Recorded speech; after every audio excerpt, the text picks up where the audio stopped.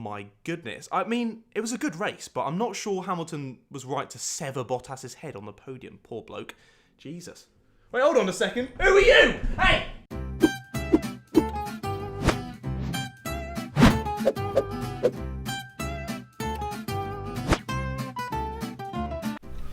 Ready and action. Hang on, where's Matt? I don't know, I haven't seen him all day. Oh, sorry I'm late, boys. Sorry. I was actually just commentating on Formula 1 TV with my mate Alex Jakes. Oh, Alex Jakes. Oh.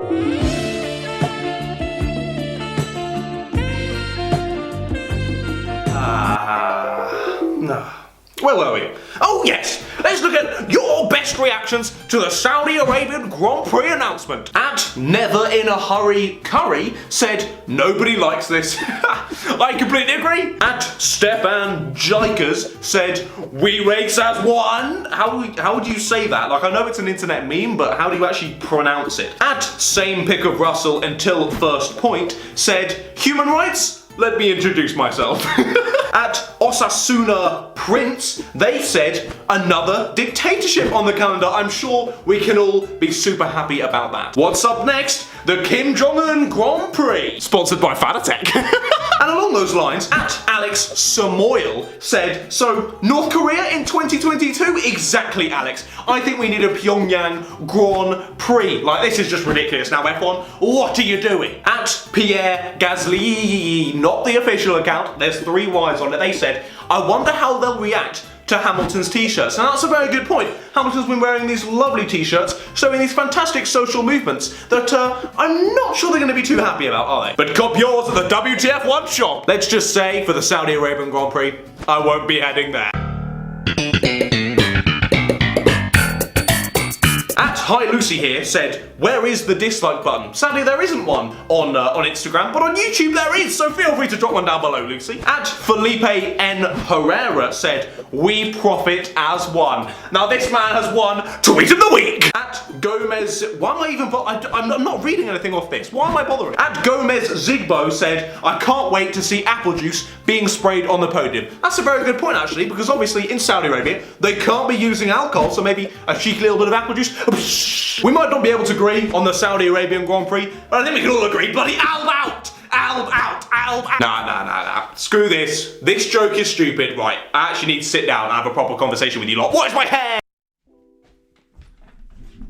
I wanted to make a video that was relatively banterous and having a good laugh and joking at my WTF1 sketch. But this is genuinely a serious topic that I want to talk to you guys about. F1 announced that they will be racing in Saudi Arabia from 2021. And as you can see from those replies that I read out from Instagram, people weren't too happy about it. Now this is because of Saudi Arabia's pretty awful human rights record. Here are just a few examples of their human rights record from Amnesty International. Torture is regularly used as punishment. 2 human rights defenders were sentenced to 200 and 300 lashes each this year. Amputations are also a common punishment, including cross amputation for crimes such as robbery, where the opposite foot and opposite hand are removed. Executions are also on the increase in Saudi Arabia. By March of this year, there had already been 40 executions, and that was 4 times higher than in the same period in 2019. And the funny thing is, people can't even speak up against these injustices because speaking up against the government, such as having public gatherings, demonstrations as such, is a criminal offence. And let's not forget about women being discriminated against consistently in places such as Saudi Arabia. They were only allowed to drive in 2018 for Pete's sake. Like, funny women driver jokes and all that.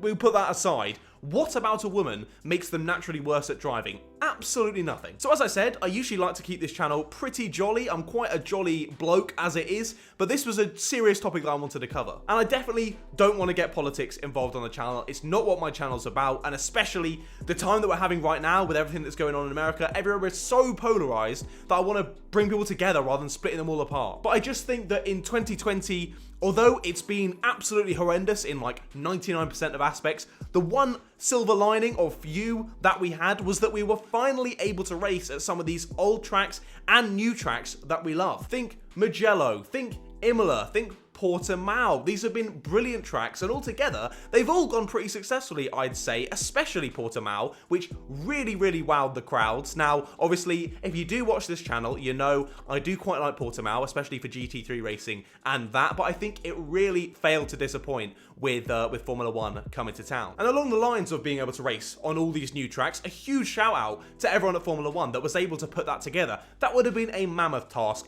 being thrust into this coronavirus world and then having to sort out a season schedule that quickly with that many good tracks. Fair play. But then for the next year to just not learn anything from it and not be taking any of them onto the calendar for 2021, it just feels like a bit of a middle finger to everyone that's a fan of Formula 1, really. And I feel like all of us want to see at least some of those new tracks that have come along onto the calendar for 2020 to be incorporated into 2021, but no, we get Jeddah instead. And with Jeddah, what were they thinking? Honestly, Formula 1, you've got your initiatives. You've got We Racers 1. We've got End Racism. Two fantastic movements for Formula 1 to uphold and put forward to the public.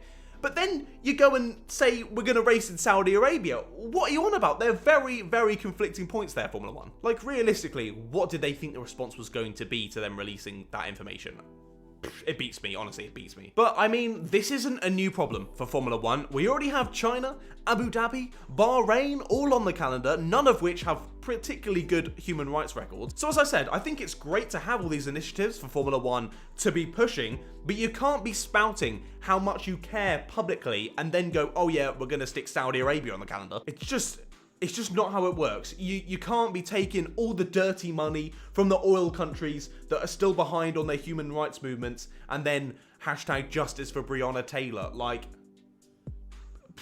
F1, you need to align your beliefs, okay? But do I think F1's actually going to listen to any of this backlash? No, honestly not. I think it's going to be ignored. It's going to be all swept under the rug because people on the internet move on pretty fast, and people can say, oh, let's boycott the Grand Prix. Like, if no one watches, then they're not going to make any money. But let's be real, like, I'm a Formula 1 fan, you're a Formula 1 fan, we're going to watch the race, wherever it is. I want to see every race along the season because I like keeping up with everything that's going on. So it's just not going to happen, and Formula 1 know that they're going to get their way. So it's just a bit difficult, isn't it? But if you do one thing today, just please give this video a share it to some of your friends. Like, people really need to know the genuine injustices that happen in places such as Saudi Arabia and why Formula 1 can't be putting forward two different messages to the world. They need to pick one or the other. You can't just be spouting all this, well, what's clearly now been shown as just to be PR nonsense, because you clearly don't believe any of these words that you're putting forward, do you? And if you agree with me, then be sure to drop a like on the video down below. I really appreciate it. And be sure to subscribe to my channel as well